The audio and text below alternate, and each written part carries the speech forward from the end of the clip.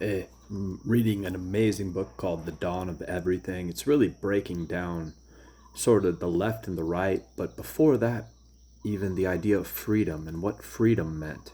Because when the Westerners, when the Europeans, they contacted the Iroquois tribe on the East Coast, you know, the Iroquois said, "Oh, you use money and there's like loyalty and no, man, we have like egalitarian in them. Everybody chips in. Your money thing is stupid. If I had money, I would have it until I just gave it to somebody that needed food, you know? I mean, what? You don't care for each other?"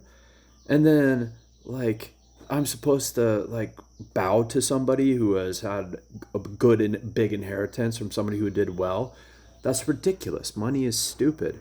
And so this philosopher Rousseau, he kind of wrote about how before the idea of private property, that was paradise.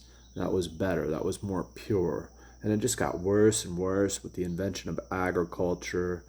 And other people break it down that that's the idea of monogamy and that we were polyamorous before that. But that's Sex at Dawn. This one is The Dawn of Everything. Different books.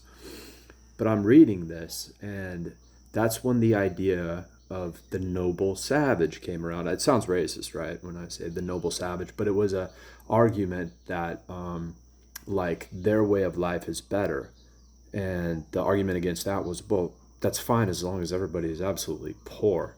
If everybody is poor, then yeah, share everything. Nobody has anything. So, but once you introduce technology and you start to reward people for innovation and stuff, then that's where it happens. Sort of, this is like pre left wing, right wing, right before that happened. Some people were really looking into that Iroquois way of looking at him. Like, imagine just everything, each according to their abilities and each according to their needs. That communist, Leninist, a Marxist type of attitude. And the Iroquois had that, and people were like, no, we want the Jesuits were like, in fact, you got to look at Jesus and how he redeemed the world from, well, we'll say we were in this paradise, but then we sinned and we fell.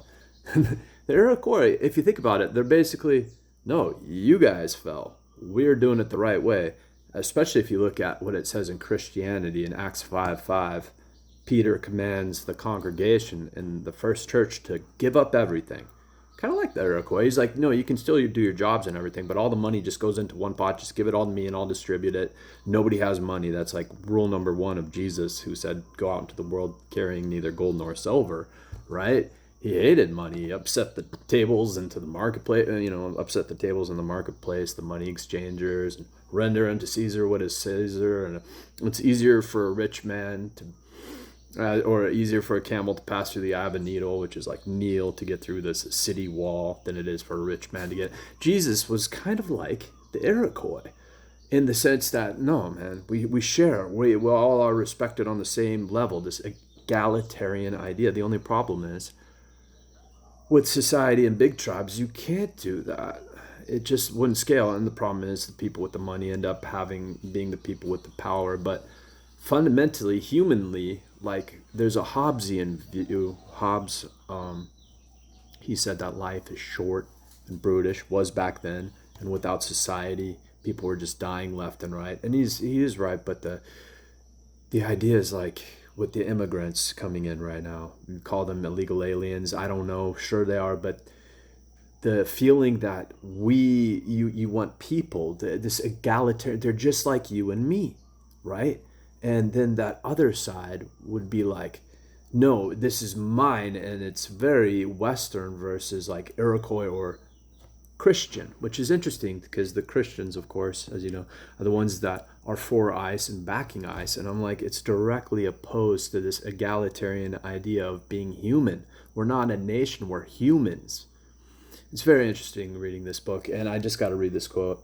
It says, "Many have remarked that to those receiving on the receiving end, being told that you are an inferior breed, and that therefore anything you say can be ignored, and being told you are an innocent child of nature, or the embodiment of ancient wisdom, and that therefore everything you say must be treated as ineffably profound, are almost equally annoying.